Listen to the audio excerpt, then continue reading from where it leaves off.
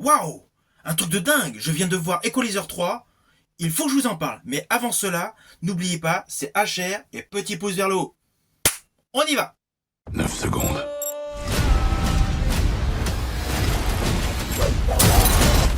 Alors, Equalizer 3 est la 5e collaboration Anton Fuqua, Denzel Washington. 9 secondes.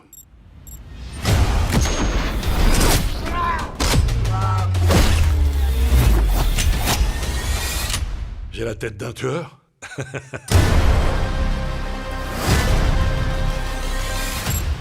Alors, après une scène d'ouverture très percutante, on découvre l'agent de la CIA, ex-agent de la CIA, McCall, vivant paisiblement dans un petit quartier d'une ville en Italie.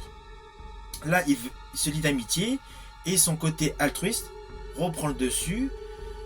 Il aide tout le monde. Bien évidemment, la mafia intervient.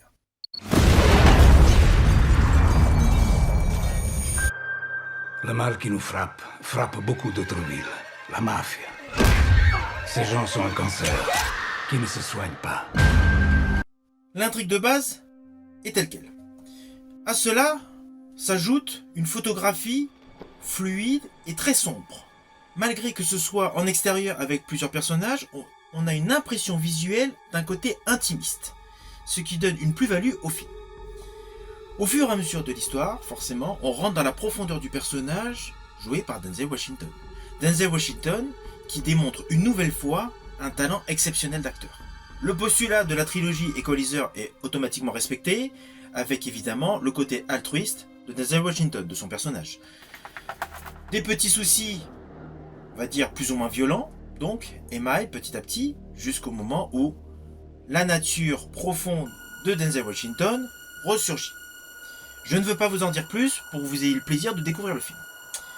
Concernant la mise en scène est parfaitement maîtrisée. Alors Anton Fuqua a réalisé avec Denzel Washington les deux autres opus de la saga Equalizer, le polar trouble Training Day et le western Les 7 mercenaires. Dans toute sa filmographie, Anton Fuqua, on remarque deux choses évidentes. De l'émotion, de la profondeur dans les personnages et de l'action. Je pense notamment à The Shooter, La rage au ventre. Dans Equalizer 3, c'est la même chose, on retrouve ces thèmes. À la différence, par rapport aux deux premiers opus d'Equalizer, c'est qu'il a privilégié le personnage, l'émotion, le ressenti, la tristesse de toute une vie gérée par un ancien agent de la CIA. Il l'a mis en avant par rapport à l'action. Alors certes, il y a de l'action, il y a quelques scènes limites, on va dire un petit peu gore, mais le film joue avant tout sur l'émotion, sur le ressenti du personnage. Et c'est ça ce qui donne une plus-value au film. Parce que justement, contrairement à l'accumulation de scènes d'action dans certains films, pour voilà essayer d'attirer du public, là, on est attiré pour le film et concentré tout au fur et à mesure durant le film pour l'émotion, pour le ressenti et vraiment la concentration et le jeu d'acteur de Denzel Washington.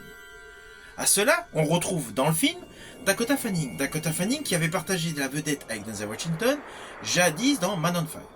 Alors personnellement, Dakota Fanning, c'est une actrice, voilà, en dehors des Twilight, j'estime que sa filmographie est trop légère. Néanmoins, elle joue très convenablement dans le film. Son personnage est important, mais je ne veux pas en dire plus.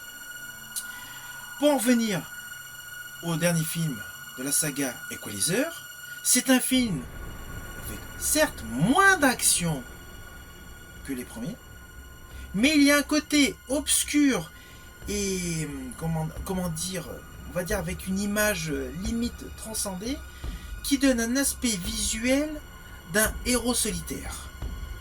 On pourrait comparer le personnage de Denzel Washington à Batman. I'm Batman. Il y a un côté très triste, très sombre, très obscur.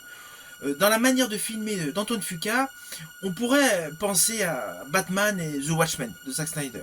Voilà.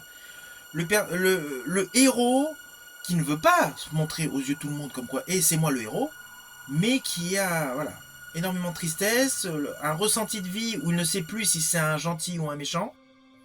Voilà. C'est pour ça, c'est le héros contemporain. Là, on est dans le réel. et le jeu de Denzel Washington est très bon.